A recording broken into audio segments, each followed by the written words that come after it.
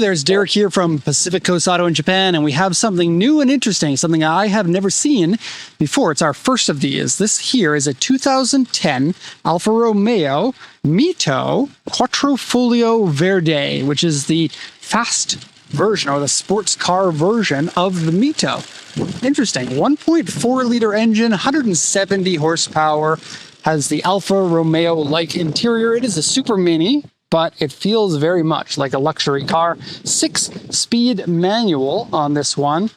Monoblock 4-piston calipers and a lovely leather interior that smells like it too. Smells lovely. Okay, there's a look at the key. This car was bought from auction here in Japan. We're going to be exporting this one over to the UK, our third biggest market after the USA and Canada, and hopefully to get more sales in the UK soon. So if this is your car, tell your friends to buy cars too. Now this one looks like it got perfect servicing. Look at all of these Alfa Romeo servicing stickers. Looks like they go throughout the car's entire life. It is not that old of a car, being 2000. Well, you know, 2010 is now a 15-year-old car. So yeah, how time flies. Let's lower the hood and have a look at the car now. If we can lower it with the head on the hood technique, patented from Derek. By the way, coolant and oil both look okay. Oil should probably be changed again soon. It's a little on the dark side.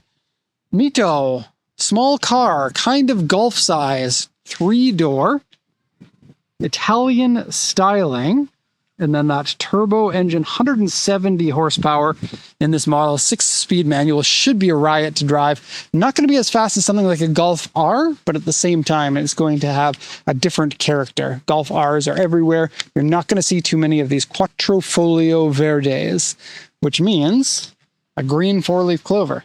I believe that's what it means. Quadrifoglio, I'm sure it's 4-leaf clover because car guys usually know that. The Verde, I think, is just Italian for green.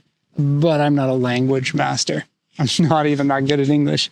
So here's the auction inspection sheet. I'll go ahead and translate this for you. It is in remarkably good condition, so this video might be a little bit shorter than our videos usually are, and there's fewer things to go over here. So let's do it now. A 2010 Alfa Romeo MiTO. By the way, MiTO comes from Milan and Turin, or Torino, and it's MiTO. That's how they come up with the name. Interesting. Quadrifoglio Verde, auction grade 4.5 with an interior grade C and an exterior grade B. The C is probably due to some damage on the seats. 87,331 kilometers, should have a decent amount of life left in it. Still 6-speed manual, very cool. Purchased from user. Front seats have heaters, Bose sound system, including a subwoofer and the spare tire well. Very cool. Comes with leather seats, airbags, alloy wheels, power steering, and power windows. Aftermarket wheels on the car. They do have center caps that say Alfa Romeo on them. They are a lovely looking wheel. Unfortunately, there are a few scrapes and whatnot. It did come with the originals. If this is your car and you want these original wheels, let us know and we can put them onto the car for you. These ones are wearing winter tires at the moment, but they look like they have a decent amount of tread left on them. Yes, they do. Okay, the wheels appear to be in good condition. We can check those out if you want them, but I feel like these ones are just a better looking wheel in general. Okay, so seat is ripped, a small rip. It's right on the piping of the seat. Bumper underside is scratched, and exterior has very small scratches. Windshield rock chip. Again, I say this every time. Windshield rock chips usually are never visible. And this looks like no different. Okay. And then nothing. I couldn't find anything on the body. Actually, no. There's one thing missed, and there's another thing that's a very minor thing. Okay. So I'll get to those in a second. For now, let's look at our Italian car. Now, being the Vito with the Quadrifoglio, you get a sportier front bumper. You get run over by Jacob in the GL. Hello, Friendly Jay. If you guys call him Friendly Jay, I would love that. I know you don't get much chance to see Jacob, but any chance you have to talk about Jacob, call him Friendly Jay. I'm trying to make that stick. Want to see us having fun in Japan? Go check out our new channel. Link in the description. Okay, so Italian car, you're going to think, oh, that's going to sound pretty awesome. Turbo engines tend to not sound as good, but it does get a little bit of a crackle when you rev it up. I feel like the engine is, it might be the same engine that you have in the Fiat 500, the Abarth version. So it might sound better when you're actually driving the car. I thought it didn't sound bad, but I've heard some of those Fiat 500s make quite a crackle and quite a good exhaust note while driving on the streets. They're very popular here, the Abarth versions. These MiTOs are semi-popular here, but you don't see these, the sports car version of them too much. So yeah, you get the highest horsepower version of the 1.4, which can come with 120 through to 170 horsepower. You also get some accents like the carbon fiber rings here on the headlights. You get the big brake calipers, and I believe the 6-speed manual might only be for this version, but I'm not 100% on it. Now, as for the damages, the hood, I think they had a sticker here on the hood at one time, or it's just a paint defect. The paint on the whole car is gorgeous, but right here, it's got some weird little peeling thing. Wasn't mentioned on the auction sheet, which kind of sucks. Sometimes that happens, especially when the car is really clean everywhere. I'm just noticing this here too. There's a bit of sun damage on the top of that mirror. Okay, the other thing is the headlights. Both of them, but mostly on this one, have some peeling. It appears they were coated with a UV coating after marking, and then it's that coating that's peeling off. Because there's a slight wave to the headlights, like it's been coated with something. Okay, and then the auction sheet said underneath the bumper is scratched. It's true. This isn't really damage you have to worry too much about, because obviously you can't see it unless you're laying down in front of a car, which is kind of a dumb thing to do, honestly. Okay, so the exterior, I don't really know what it's incredibly clean. See? All right, on original suspension, remarkably clean inside. And it came with this, I don't know if this is an Alfa Romeo part, but it was inside the car. It doesn't really fit completely properly in there. Stylized. Come on, open. Thank you. Trunk. Quite honestly, Golf gives you more space and it's easier to put things in, but I don't think people are cross-shopping this against the Golf. I think it's a more of a statement car. Golfs are everywhere. These aren't. These are Italian. You can say, I drive an Italian car. Look under here, you can take a look at that subwoofer. I love those ones that fit perfectly in there with a spare tire. Although I wonder how hard it is to take the subwoofer out when you want that spare tire. Tonneau cover, perfect. It is a 4-seater, but kind of one of those pretend 4-seaters. As you can see, there's not a lot of room between that. And yeah, the beige leather seats. It's very cool. Let's go now to the interior.